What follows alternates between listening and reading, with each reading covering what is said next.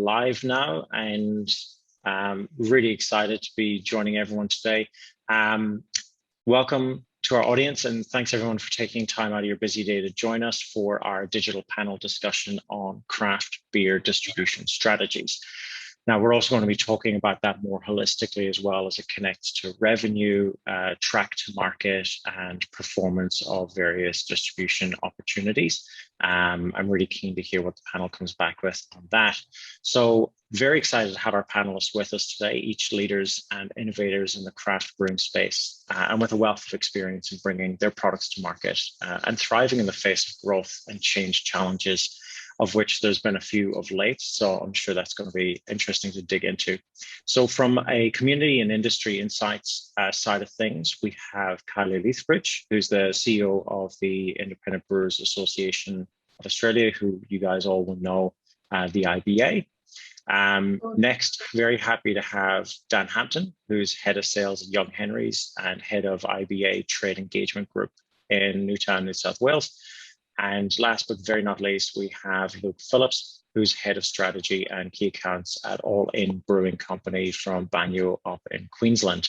Everyone will give a wave. We'll get stuck into this for a second. So I'm really looking forward to hearing your experiences and insights in facing those growth challenges, and what distribution plays you've employed to overcome them and thrive.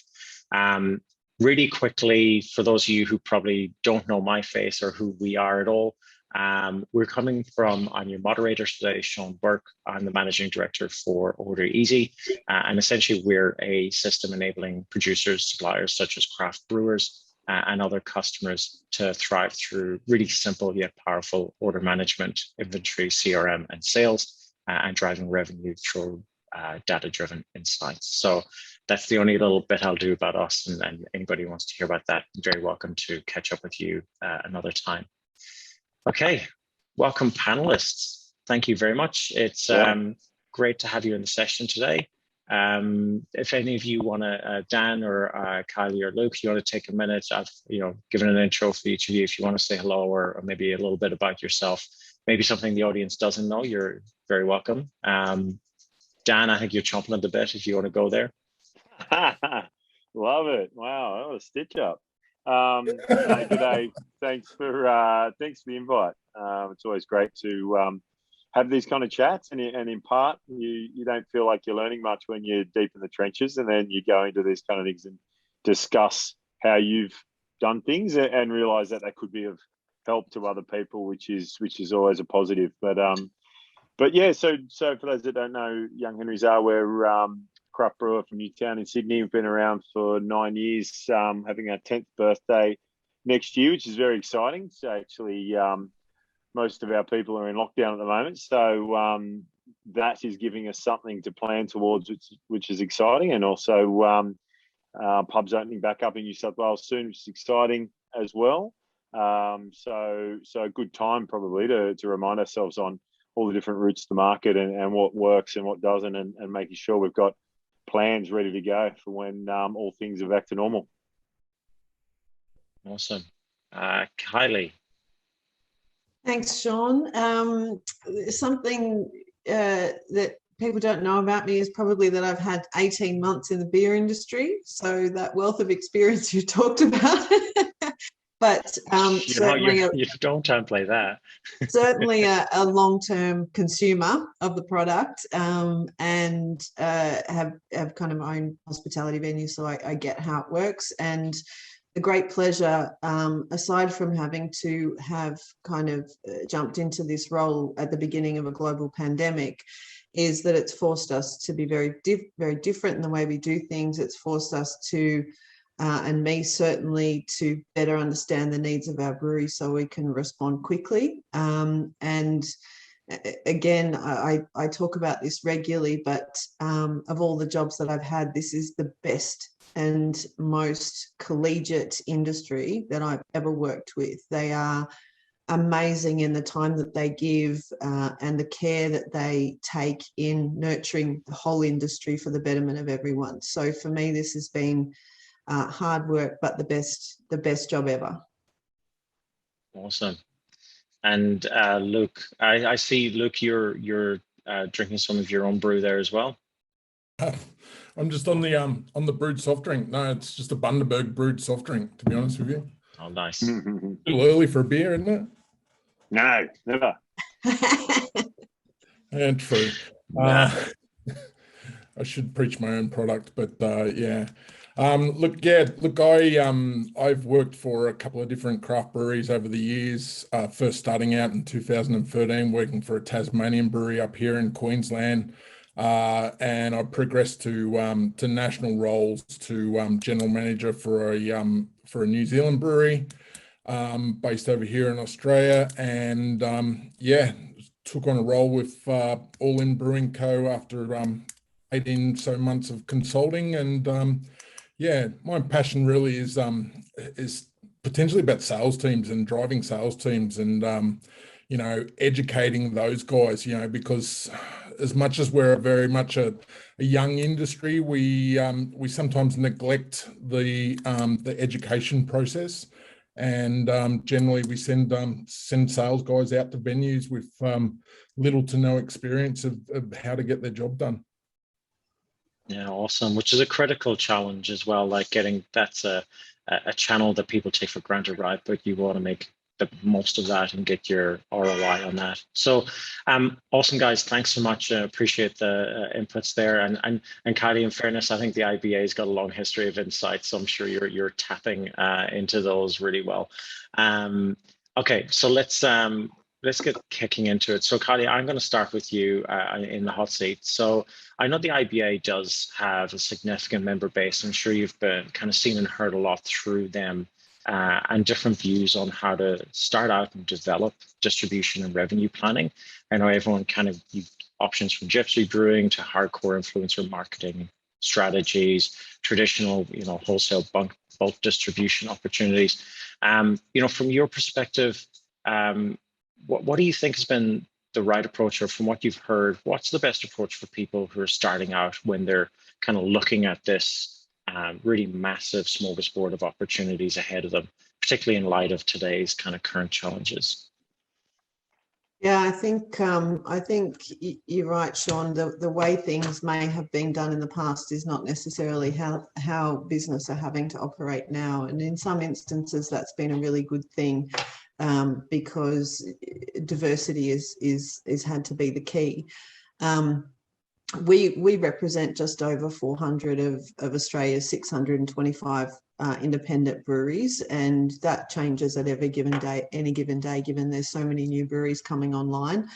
And that growth over the last 4 or 5 years, we just did a piece of research last year that looked at the economic impact of our industry, and it was fascinating to understand where the old craft industry had come from and where it was, and certainly where it was going to.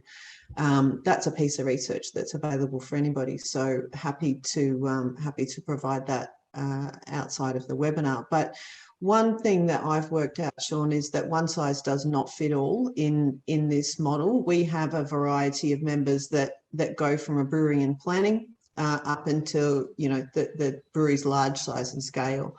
And so the models, as well as in terms of brewery ownership, quite often dictate the resources and the wherewithal they have at startup. The people that might have come from putting a small tank in their shed to, oh, this might be a good thing to do, and the evolution comes from that, are in a very different spot than the people that start with capital, start with investors and a whole bunch of resources behind them to do the work that's needed to pave the way for, okay, this is where we want to be, rather than that natural evolution.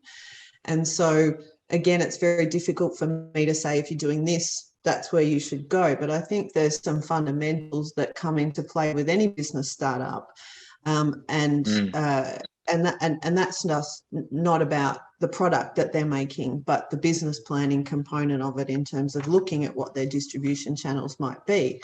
And so I think, I would say to anybody, the success that we see, or that I've seen and that others have seen it either on our board or in our industry, comes from those that have done, a good amount of research, that people come to the conclusion that we want to be small, we want to be local, and we want to service our industry, quite often start with a couple of kegs or a couple of in the back car driving around towns going, how about my beer? And that's a really good model because it works in terms of locals embrace them.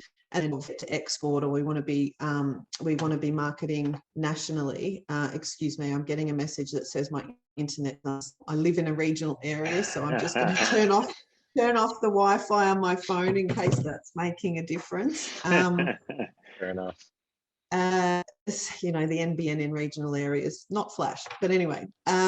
So I think again, it's to understand that business model.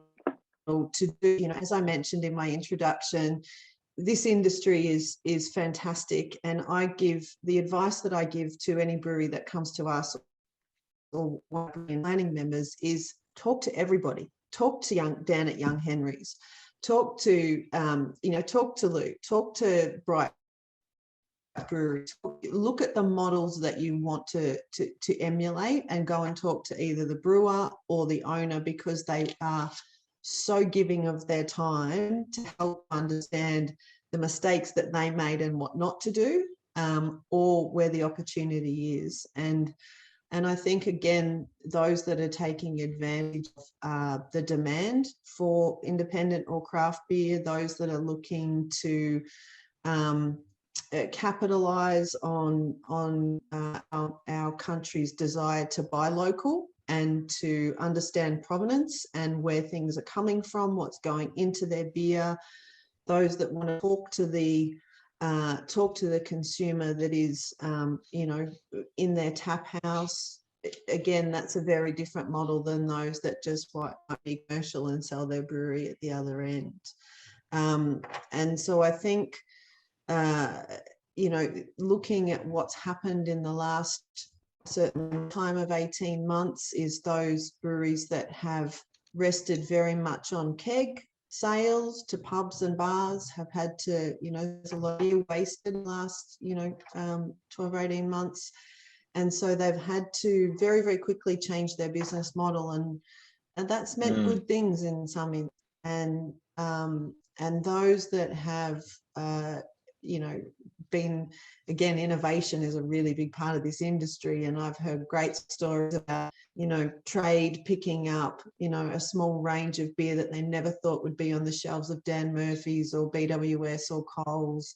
There's great stories of businesses taking advantage of their customer loyalty or their own databases, and delivering beer and virtual tastings. So again, I think there's a lot of innovation, but you really need to get that model right at the start. Yeah, that's really awesome. And I appreciate that. It'll be very easy for you to come along and say, this is a formula people should consider, do A, B, and C. But the feedback is quite, I think, super important that, do a lot of research, and then actually do more research and talk to people who tried it. Pretty good litmus test for whether or not something's a good idea is if everyone who tried it failed. Either they don't know something that you do, or chances are maybe it's not the right way to do it. So, that's awesome to get that insight. Thank you. Quite a bit of consumer research in this space, Shaun. So yeah, again, those that are our members, reach out to us because we provide that, we access that research and put that research to our members. So not only is there I would encourage people to research by talking to people who are already in industry, but look at the consumer. Yeah, and that's one of the really cool things about this industry, and particularly the craft segment, is that it is so much a community, and it's really awesome that people are willing to give their time. I think that's amazing. Awesome. Luke, if we can turn to you for a minute, like I know Inn Brewing has got quite a few different ways and paths to market. You're across digital retail. You have obviously your brew bar, that you call it the tap bar there, with regional distribution, and also seems to be a fairly serious homebrew kit through the fresh wort kits. So while that feels like a lot to manage as well, can you talk us through the evolution of those channels? What led you into each of them, and and just kind of the biggest lessons perhaps you've learned along the way in getting to that place. Yeah, sure. So look, it's fair to say we have our fingers in many pies, shall we say. So from my perspective, I started consulting with the brewery roughly about 18 months ago. I've only worked full time for the brewery for roughly about 4 months now, but I'll sort of go back to the beginning. So the brewery was started in 2013 by Harley Goodacre, with very minimal funds, as a lot of breweries did back in those days, and sometimes still are now. A lot of focus on wholesale and tap room, and then through a chance acquaintance, he started some conversations with some home brew stores and developed the fresh wort kits, which are essentially wort that home brewers can buy, and they can ferment it out themselves, add their hops for dry hopping, etc. And lo and behold, there's their home brewing requirements for the next however long it takes to drink the beer. So that's developed to the point that it's essentially doing roughly around about 5 to 6 times what we're producing in the wholesale trade market at the moment. It's a massive part of our business, and we are probably the market leader in the country as far as fresh wort kits. It all goes off to a central distributor, and the distributor exports to Singapore and some other places in Asia, as well as nationally around Australia. On top of that, we obviously have the brew pub, which you touched on. I think it's fairly, easy to say that the majority of craft breweries all have brew pubs and things like that. And from a sales perspective, we are just, at the moment, we're trying to focus on wholesale. We've been, back in the day, it was Harley essentially going out and selling a couple of kegs out of the back of the car type scenario, when, up to the point where they had, 1 or 2 reps. And now we've got to the point where the homebrew business is obviously fairly much superseded the wholesale, and it's time to actually focus on the wholesale. So one of the first things I said to the guys was, we need to really double down on quality of product, and results of that started to come out from the Indies of last year in 2020 with a gold medal, some trophies at Royal Brisbane, 4 golds at Australian National Beer Awards, which essentially is making my job a hell of a lot easier as a salesman, because we don't have a lot of excess capital as far as marketing and things like that's concerned. So we're very much using the old analogy of word of mouth, and just trying to get in front of people and show them what we have to offer. So that would shape somewhat, like from that wholesale perspective, you would then think geographically what's within kind of physical reach first, rather than trying to reach into other parts of the countries where you may think there's demand, but getting product to market there, either through marketing and through physical distribution.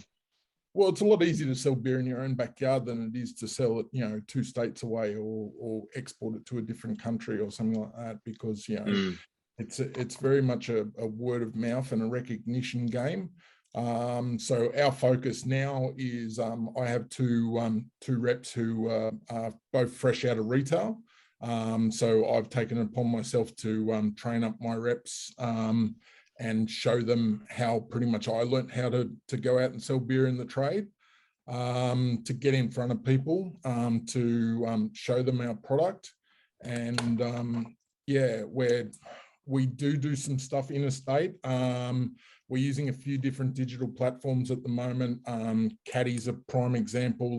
They're just very new to market. That's giving us access to some customers in New South Wales, because obviously the state's in lockdown, so we can't go and visit those guys. So it's all by computer, email, etc.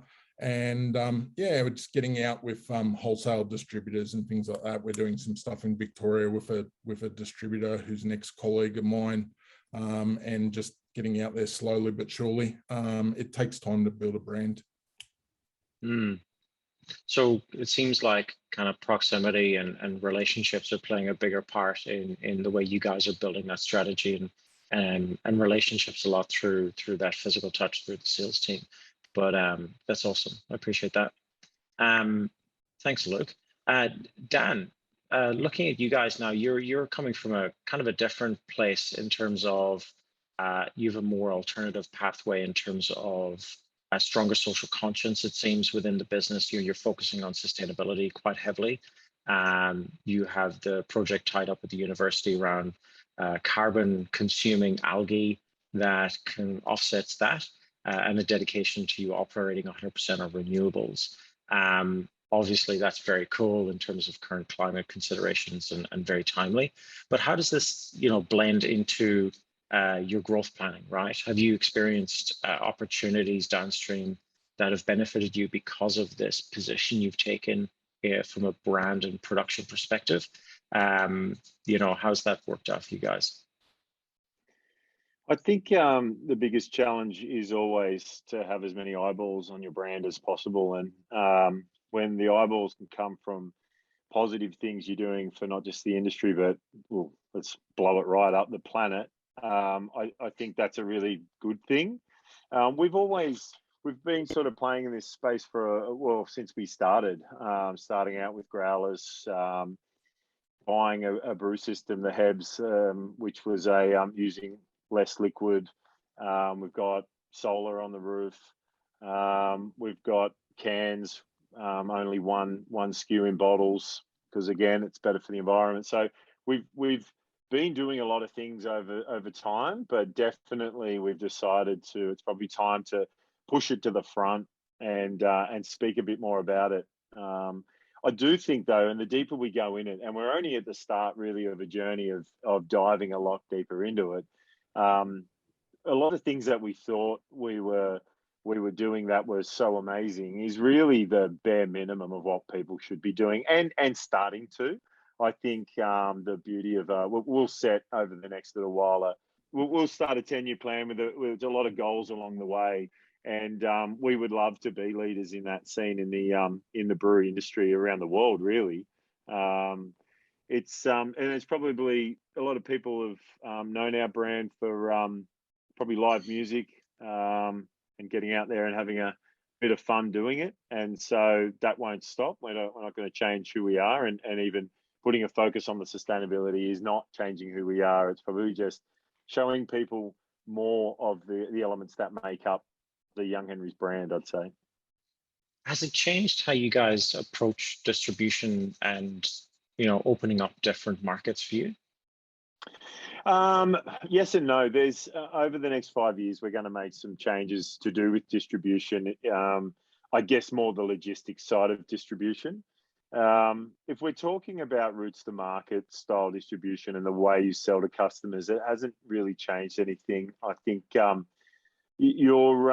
we've always, and we're nearly 10 years old now, and we've always just tried to be easy for people to consume and your brand and your products.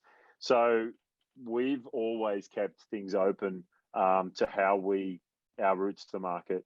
We started the business very on-prem focused. I came from a background of I was at Little Creatures, and then Lion came along and purchased Little Creatures, which I got a nice little payout from that, which was very cool, having only been a rep for a few years. And so that gave me money to chuck in with Oscar and Rich, and so from that moment and taking a lot of learnings from the Little Creatures model was make sure that your on-prem is what leads the business. Easier said than done. It's not something that everyone can do, and definitely looking back, that was 10 years ago as well when we started that journey. So definitely easier to jag a few taps, but it was the blind focus on that every time we brought on new salespeople. And that's another thing. We've invested very heavily in people.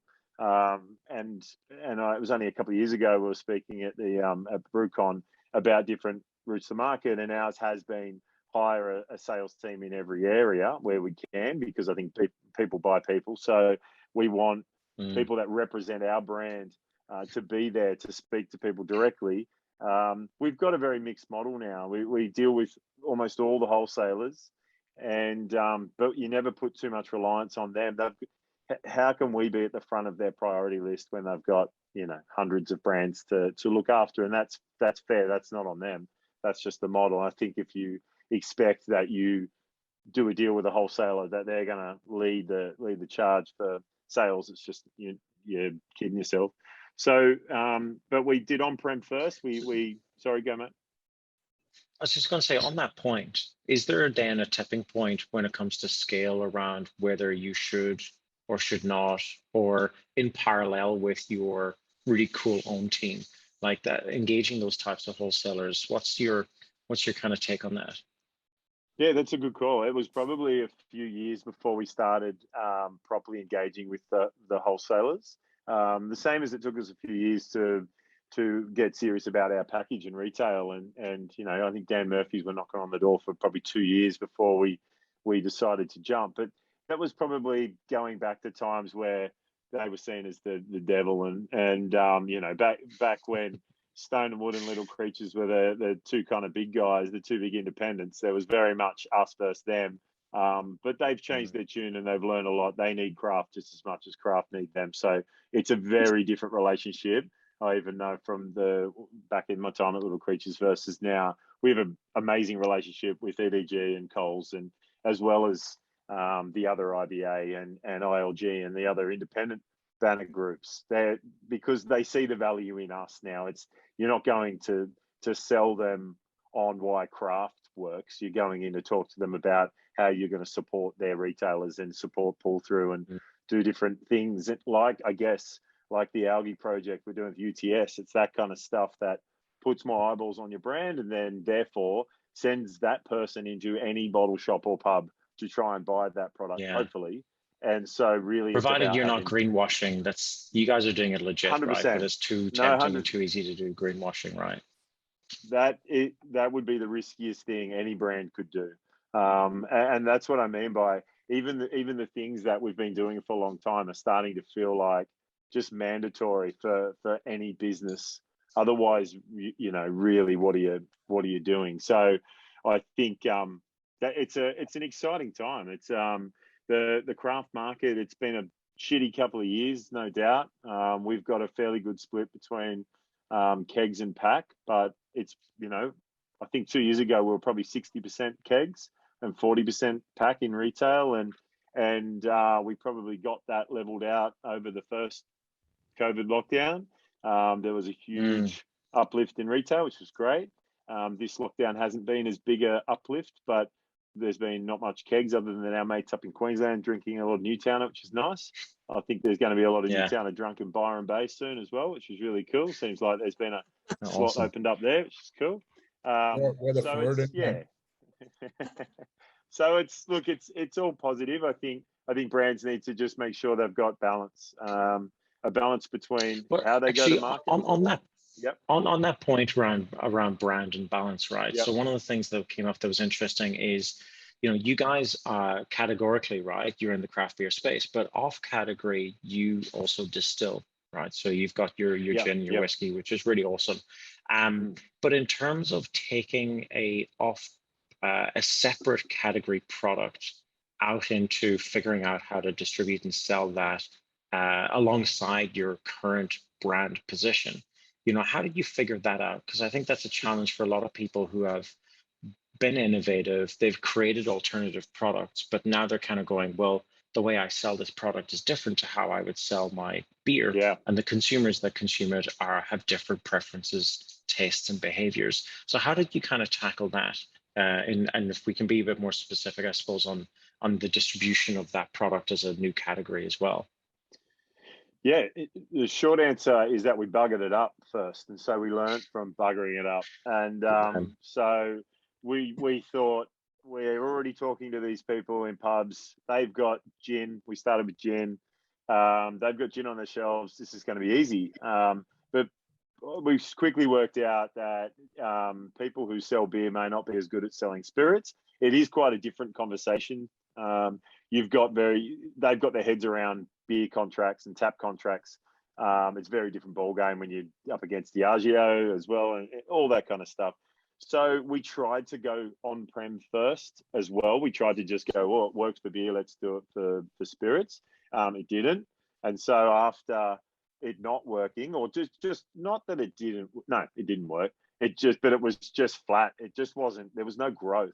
So we were having our mates take on the product. But again, you've got to get used to what the turnover of a bottle sitting on the back shelf is versus what a keg is versus what a case of beer is. So that took a bit of time. But that's where the retail market comes in. So now any real NPD or spirits, we would rather sort of seed through retail first. Take it easy on stock levels, even though it doesn't go off like beer. Make sure you're just producing, you're not holding too much to screw up your cash flow. Get it out there, get it into a few bottle shops that you know are going to support it, and then seed the market that way. And as I said, we tried it the other way, and it is very different. And I don't think we've nailed it yet. But it's also by, even say you're dealing with EDG, it's a different buyer. It's now mixed for we've got cider, so cider and beer is now together. But at one stage, and I think it's still the case with Coles, is you've got one person you speak to about your beer, one person you speak to about your cider, and one person with your spirits. We're about to do a gin and tonic in a can. I think that's someone different again. So it is you. I guess the good thing is once you've been in the industry a little while, you do sort of just find people that you lean on relationships. But starting out with all those different SKUs would be quite hard. And I do think they all need their own sort of route to market plans. But I think it's about making sure it's a good product first and foremost. And to what Luke said about winning those gold medals. We're not like the dodgy wine scene of having millions of medals splashed all over our tinnies or anything. It looks a bit shit, but it matters and it helps a lot. If your product is getting recognition for being quality and consistent is probably the main thing, that is going to help a lot, and the buyers will care about that stuff a lot more than the end consumer. So if you can have that information, and that's why we're sort of with our spirits, I think we've actually won more bloody awards with our spirits than we have with our beer. I don't know what's going on there. People obviously enjoy Newtowner. They just don't like giving it heaps of medals, but it is a good thing. We sort of think quality is and consistency is really important, and speaking to the buyers and letting them know that kind of stuff. Nice. Just touching on that now. So Kylie, if I can come back to you, we're chatting a bit about how consumer behavior and changes in their consumption and those types of trends can shift things. In our pre kind of tech check we did a couple of days back, it kind of came up in conversation where, myself as a consumer, what I'm happy to drink in the pub is not really the same as what I'll drink at home. I'll probably buy a little bit less. I'll probably buy a little bit more upmarket and go for a little bit more craft. So thinking of that, and hopefully I'm kind of the general consumer, I think, have you said you've seen some research there that supports that these shifts in behaviors and purchasing behaviors, particularly in amongst COVID, has changed things quite a bit for how people are buying and thinking about buying. Can you talk me through that for a little bit? Yeah. There's certainly there's a piece of research that IBIS World have done. We in the industry share in IRI data, which is retail trade research, where the IBA are just about to embark on a piece of consumer research ourselves, which would be the first of its kind. So we're really excited about that. But we certainly saw. In any, I guess, beer publication, beer media talk about this all the time in terms of the decline in drinking generally across the board in this country, but a desire for quality. And so less drinking, but we'll spend a little bit more and that's across that's not just beer. And so last year, and Dan kind of was bang on before, the support of indie during this lockdown is certainly a little bit different to what it was last year. But Australians really, really wanted to support buy local, and certainly Australian Made has done quite a bit of research in this space last or early this year about consumer buying patterns during this pandemic, because Aussies are Aussies and we want to support our mates, and that's essentially where all of our members sit. Is they're your mate down the street, they're your mate that supports the local footy club, they sponsor the kids raffle and these sorts of things. So they're very much seen as being part of the community. And again, when you have a situation like this, I think community is really important. So those trends have definitely increased in terms of sales of what we call craft. And we saw, the IBA worked with a lot of our trade partners, probably more last year than we ever have, in running campaigns on ranging more of our members as well, ranging more beer. So not just new introduction of new labels, but expansion of ranges. And the majority of them have kept that. And again, they wouldn't do that if they weren't getting consumer demand to be from purchasing the beer. So, they were fantastic in the independents, as well as the large scale trade were just really fantastic in supporting our industry last year. So I think that if we can capitalize on that, that's a bit of part of our job, is to capitalize on that change in consumer behavior. Which is why we're doing the research. And then, the seal that you can see behind me is really the only mark of what independent, those not owned by multinationals, those that are truly independent, Aussie owned local businesses. So we'll be doing a lot of work in the future in consumer marketing to get them to understand what that means. Awesome. And it's super interesting as well, the idea of shifting from wholesale to retail, but then the role of direct to consumer comes in as well. And we'll touch on that in a minute. It's inevitable that we're going to have to talk a little bit about the impact of COVID, right? Because that's quite major.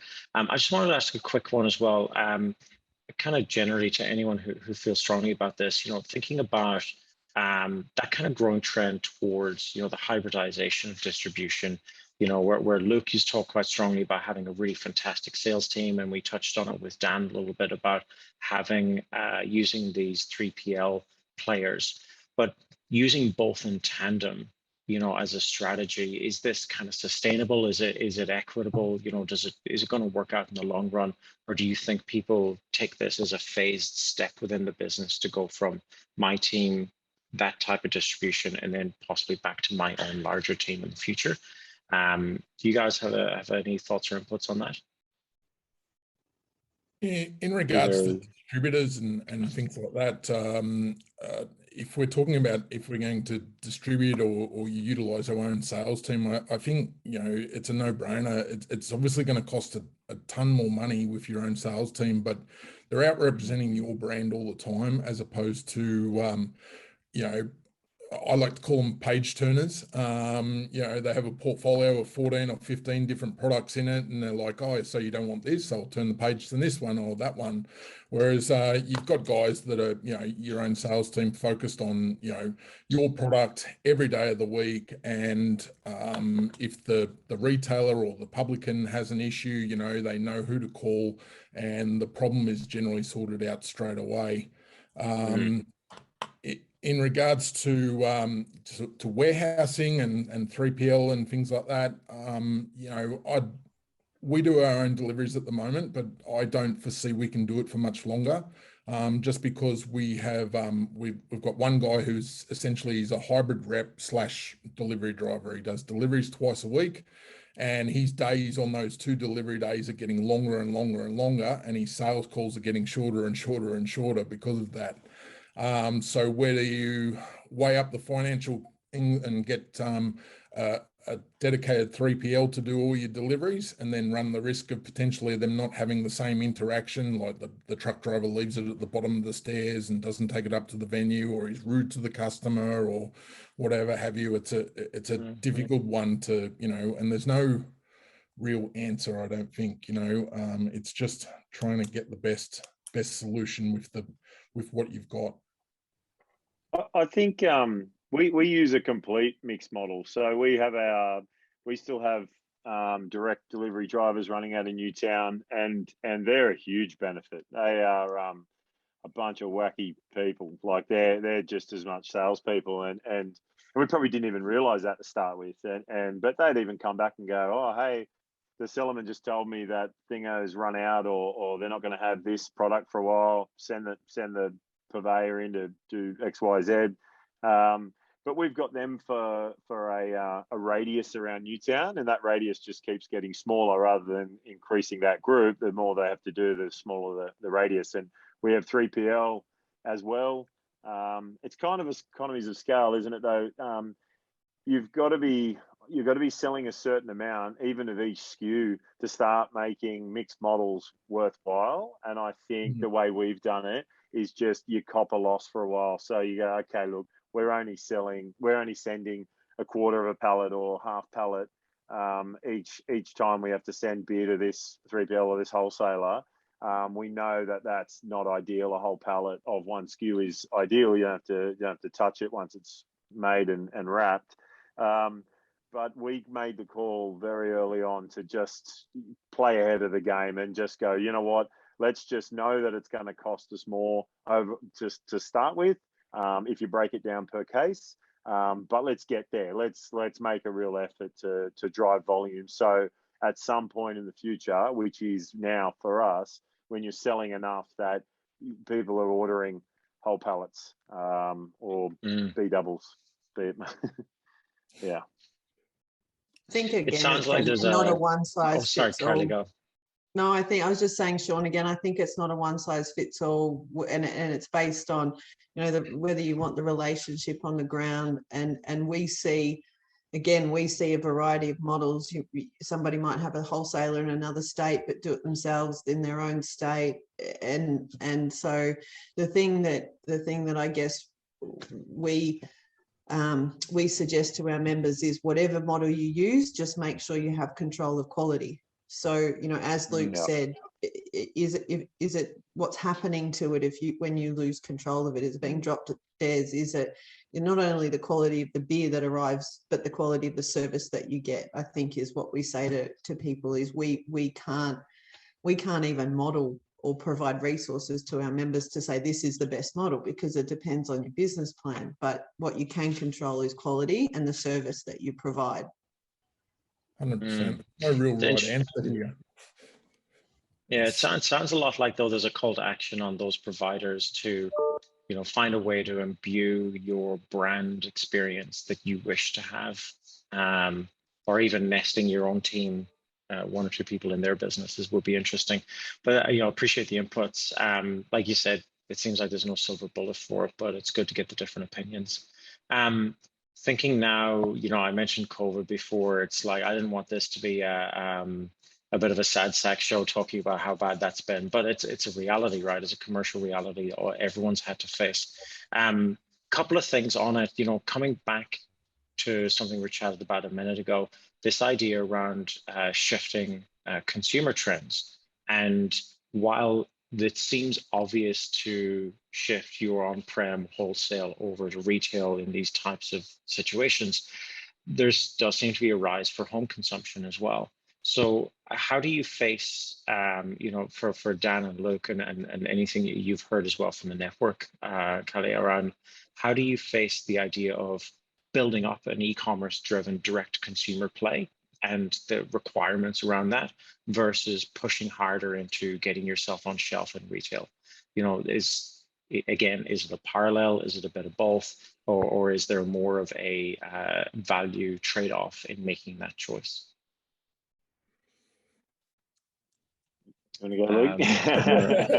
No, I'll jump in. So I think the key here is thinking of both the end consumer and then also thinking of your main partners, which are the retailers. We're always probably on caution, the side of caution, to not try and look like we are too competitive to our customers, being the retailers. So if we're going to put we do have an online store, does not heaps. We do a fair bit of merch on there. Spirits probably goes a bit better on there. People are getting a bit more used to reference COVID. During COVID, people got a bit more used to ordering beer online, but it wasn't a huge thing. We just make sure that pricing is okay. You'd be pretty silly to do your cheapest price on your online store. I think you then risk damaging relationships you've got. Most of our retail customers have e-commerce, and they're a lot better at it than us. So we would rather see our product move through that. I know in particular the biggest guys, Dan's, their e-commerce is bloody massive. So we would rather go and speak to them about a promotion we can run through that. But now I've sat in a few in the gap where we weren't locked down. There was a few rushed conferences from a few of the independent retailers, and their big push is into e-commerce. And so I'd much rather have a conversation with them about how we can be part of that plan than try and do it too much ourselves. I think it's or you can just double down and commit to it completely. We just made the decision not to do that. Yeah, I'll pretty much echo what Dan just said. We sell a little bit of beer online, but we have a very small bunch of people working for us, and we recognize there's, whether it be Dan's or independents like Beer Cartel, Craft Cartel, those sort of guys, lots of some of the big guys down in Melbourne like Carwyn Cellars and stuff like that, they do a way better job than what we could ever hope to do. So why wouldn't we go and support those guys and give them everything they need, whether it be brewing a specific one-off beer for their advent calendar for Christmas time or whatever, and help those guys to grow their business and and reap the dividends from that. In regards to kegs versus cans, I'd much rather sell a keg every day of the week, because we make more money out of it. We sell 1 unit's 50 litres, where we sell a carton of cans, it's 9 litres. So we've got to do 5 times the amount of work. But the other thing is too, we're going to run into a whole bunch of tap contracts and restrictions, and not to even mention COVID, like with bars not even being open, it's so much easier for us to go to a retailer, whether it be an independent retailer, or to talk to a Dan's or a BWS or something like that, which we get involved with their local programs at the moment, and and utilize those guys and support them where we can. Awesome. Kylie, any thoughts you want to add into that?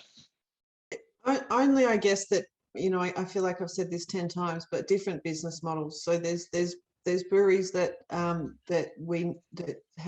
we see that went, they survive because they market really well to their own database, but it means they've chosen to have a local presence and to get people into their venue and build up their loyalty program. And so that helped them survive what was that really tough time last year. So it depends, but they already had strong online merch. As Luke said, I think Dan said merch is really important. But again, that's that loyalty factor. When you have a relationship with your local brewery, it's easier to get to them via your own database. And some of that do really well, but they've made a choice. And I guess the only thing that I would, I feel like the bringer or downer of the conversation, but if you are going online, you just need to you just need to make sure you're compliant in terms of rules and regulations about selling to over 18s. And we've helped a lot of our members because they've been caught up in some of that. When you're looking at more marketing online to drive business to your own channels, be careful of what you're saying and who you're appealing to, because we have regulators in this space. Again, I am never the one who comes in on regulation, but you need to understand the world in which you're working if that's where you're going to go. Yeah, no, I think being the voice of reason is not at all a downing point. It's not the fun bit though, Shaun. Well, it could be very easy. It's interesting. Dan and Luke actually references this idea around brand, right? And as Dan said, around selling merch. If you're really kind of cool, off the wall kind of branding that could be broadly appealing from a very kind of cursory look, you could run into dangerous waters if you do start then accidentally or inadvertently advertising to the wrong group of people. So, it's definitely a right word of caution. I think what I took from that was that if you're going to do it, you got to do it in a different patch of the garden. You're not going to plant these two seeds that are going to compete between your digital direct customer retail and your kind of on-prem retail through that channel. So, but if you're doing them maybe in two different parts of the country, you can probably juice that up and focus on that. Yeah, very interesting. On that COVID thing, just thinking about how it's changed everything, right? Like your production processes, your that whole supply chain piece, your demand management, distribution strategies. Thinking into the future, like where do you real crystal ball stuff? But there's people here who probably be sitting there wondering what are they going to do next month, and possibly what should they be doing and thinking about next year. Like which pieces of this change do you think will have the lasting impact? Which pieces may regress back to being, BAU, let's get back to it, guys. And what new innovations maybe come out of that will prevail? Thinking about distribution and sales and revenue. Maybe Luke, do you want to kick us off there? Have you any thoughts on that? Yeah, look, it's a difficult one. It's like measuring a piece of string. How long's the COVID thing going to last? We've already pivoted, our business quite drastically, where we virtually don't sell any kegs. We're lucky we're in Queensland. We have a fairly open sort of state at the moment. We have bars open and stuff like that. But over the main part of COVID last year, and that our business totally went to obviously to cans. We don't make as much money out of that. We didn't focus so much on our own online site. We preferred to help the retailers out there because we thought that would actually help us in the long run. And yeah, look, COVID's just such a basket case because I know for a fact I'm sitting down with my my head brewer at the moment. We're trying to do forecasting for 2022 so he can do his hop allocations and things like that. And I'm just like constantly banging my head against the wall, just not knowing what to tell him. So we're just going out guns blazing and saying, right, if we get the growth that I'm hoping that we're going to get the growth, let's just roll with that. And hopefully the hop suppliers will be understanding if it doesn't all work out. But yeah, from an you have to make some bets, right? Yeah. So yeah, we're all over the betting. Crystal ball. Yes, yeah. From an innovation side of things, it's I find the industry is really sort of. I know it was touched on before about COVID, like everybody wants to support local, and this time it seems to be different. And the whole craft beer industry seems to be changing a little bit. We're going back to, to the pale ales or even, the Dans, the Newtowners and the lagers and things like that. And we're moving away from the, the pastry sours and the triple IPAs and the market just changes so rapidly. It's it's just it's crazy. Luke, do you think that? Sorry, Shaun, I'm going to ask a question. Right. Do you think that's because we've diversified the group of? So we call it the beer bubble. Who would know what a double IPA was? Do you think it's because in this last 12, 18 months we've attracted a new cohort of beer drinkers that might not understand the all the other beer brands that really, are not common? Yeah, how many times have I been to a festival and the middle-aged guy walks up and goes, "What beers you got, mate?" And I was like, "I've got a pale ale, I've got an IPA. I want one that doesn't taste like flowers." So people say the same. Don't give me anything with fruit in it. Yeah. And to be honest with you, the craft beer segment, the whether you want to call them the craft beer nerd or the craft beer enthusiast, they're only a very small part of the market. If we can sell our lagers and our pale ales to middle-aged guy that just lives down the street and, you know, and doesn't want to buy the local mainstream lager and wants to, you know, lash out on a locally made brew or, you know, a really interesting funky brew that's involved with music from Newtown or something like that. I think that's, you know, that's the goal for us, you know, like, you know, I remember, you know, when I first started and, you know, I'd walk into, I was lucky I worked for a company that had, you know, some fantastic labels, you know, in Mubru with John Kelly artworks and things like that on them. And I'd walk into a fine dining restaurant and the sommelier, who first of all, he'd say, well, I don't drink beer, I only drink wine. And I'd say, oh yeah, sure, let me look at your list and you know, and have, you know, 4X, Foster's, VB. And I'm like, oh, do you know any craft beers? And it's like, oh, what's that all about, you know? And then you'd show them, you know, the artworks and things like that. And it's like, oh, that's amazing. I've got to have that. That'll look so good in the restaurant. And yeah, I'm sort of getting a little off tangent here, but it's my fault. Yeah, okay, I'll blame you. But yeah, look, that's the goal, you know. I want everybody to pick up a can or a bottle of craft beer rather than, you know, it's not just this elitist group, you know.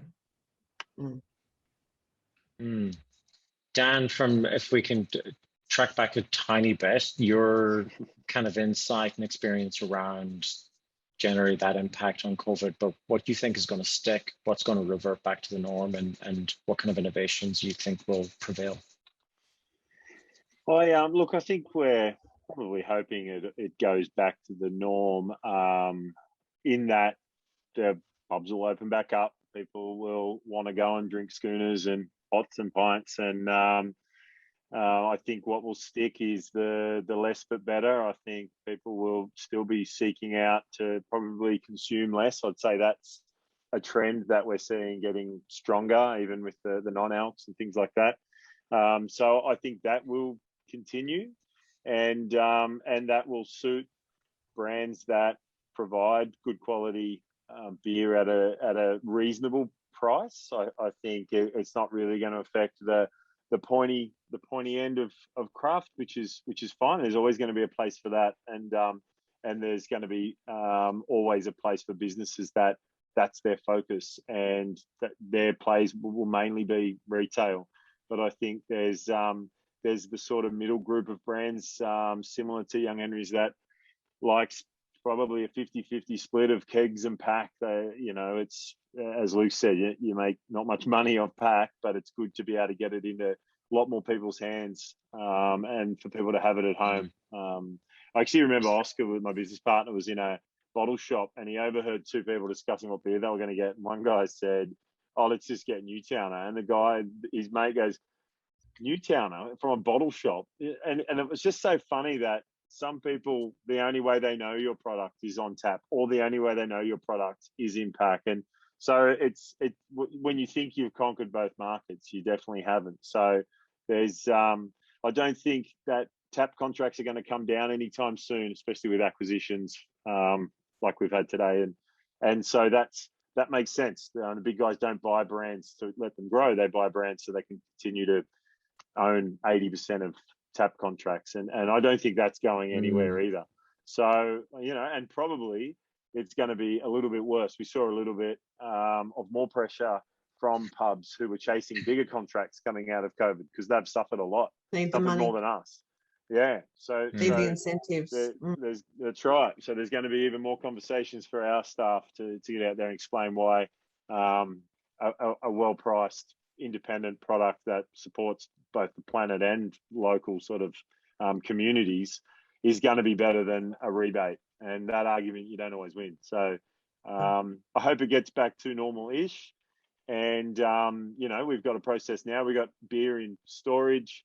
It's as long as the beer is brewed really well, it actually lives for quite a while. But we've got the fun bit now of going through our batches and making sure we'll throw out some batches that are starting to get a bit old, that we don't want to send beer out there that people's first beer back from lockdown is not awesome.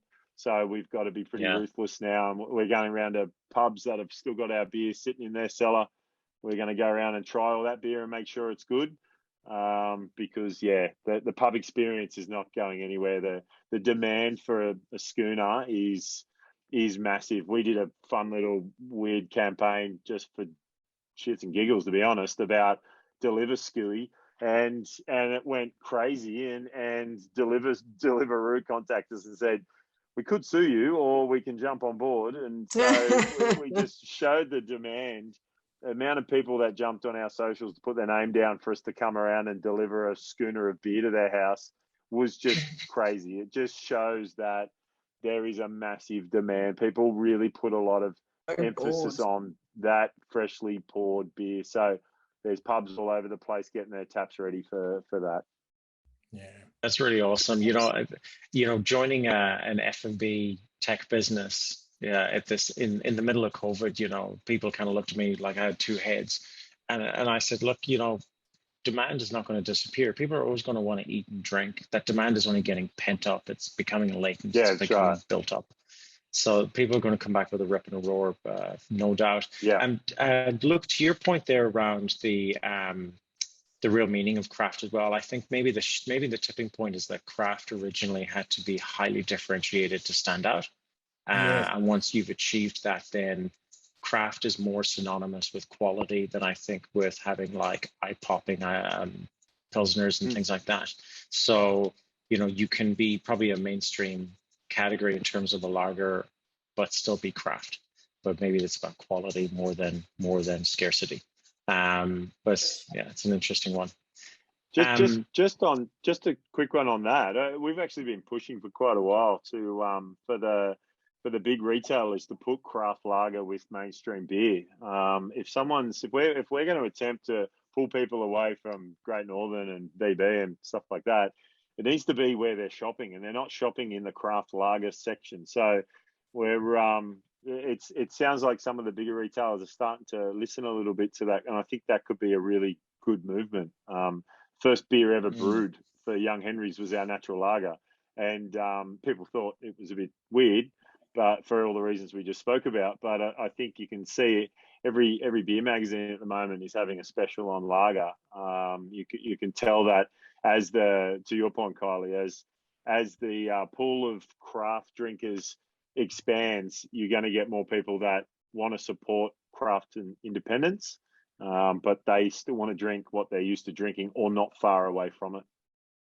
I think too that's a perception thing. I get asked quite a bit just recently. I see that there's an increase in lagers being released, and my response is always, where does it say that independent breweries can't make a lager? Where's the rule book that says we can't make styles that are the same as other larger breweries? There's no, just better. In fact, to me, that's our independent brewers are so savvy that and they can pivot. I'm almost over that word, but they can pivot so quickly between styles because it's not like turning the Titanic. They're small businesses and they can chop and change regularly. So for me, it's like nobody gave me the rule book when I started that said your members can't make lager or can't sit on the shelves, as Dan said. And I think to the point of where we're going in the future, I lost count of how many grant applications I provided support for or were awarded for new canning lines to be put in. And so many breweries have, and again, I mentioned the fact that our brewers are really savvy. They're so clever and quirky, and they can push the boundaries again of what the big guys can't. So the fact that so many have gone to canning lines, and we have no surety of what our world will look like moving forward. I think that there's many that won't go back on being heavily reliant on kegs because they know what can potentially happen, and they've made the investment in capital to go to canning lines, or they've developed partnerships with other breweries to can beer. So I think, the majority of breweries that may have diversified, if it's working for them, will stick with it, because it makes sense to have a variety of channels. Interesting. I'm really appreciative of all your guys' inputs and time today as well. Really awesome conversation as well. And thanks, Kylie, I know, for sticking around. I know you had a bit of a clash this. That's awesome. No drama. So look, I think we're pretty much up on our hour. I get the feeling we could probably talk for like 4 or 5 more hours and bring out the beers and really get stuck into it. So we'll save everyone witnessing that. So look, thanks everybody, and those of you guys watching at home or wherever you are, I appreciate you guys tuning in. We will share this round as a recording as well. I think some really interesting insights. I think the fundamental thing is that there's no one silver bullet. There's no one size fits all. But I appreciate you guys sharing your experiences today. Any final tidbits anyone wants to chuck in? It's just a rapidly developing industry, and you know, like just going back on Dan talking about lagers and things like that, you know, like you want your lager next to the, you know, with the other lagers, not next to the double IPA.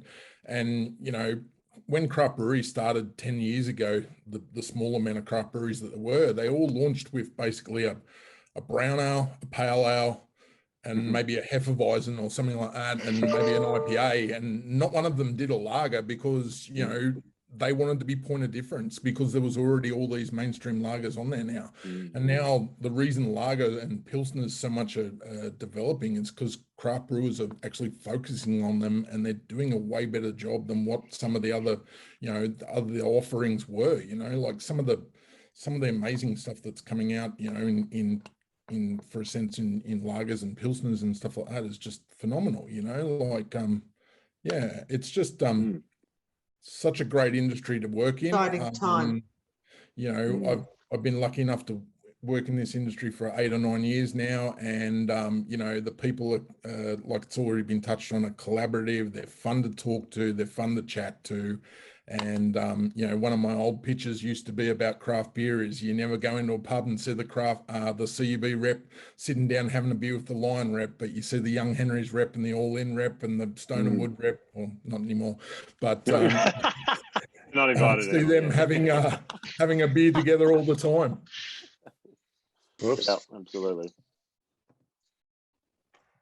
It's been great talking, Shaun. Thank you for inviting me, and it's been lovely. You know, again, I could talk for hours as well, but it's a fascinating subject, but I appreciate the invitation.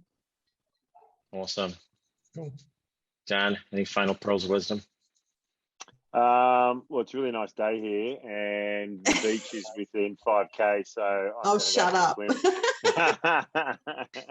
If only. So thanks. No, it's good. It's always good to chat about this. It's inspirational. It is. It reminds you why you're doing it sometimes. So awesome.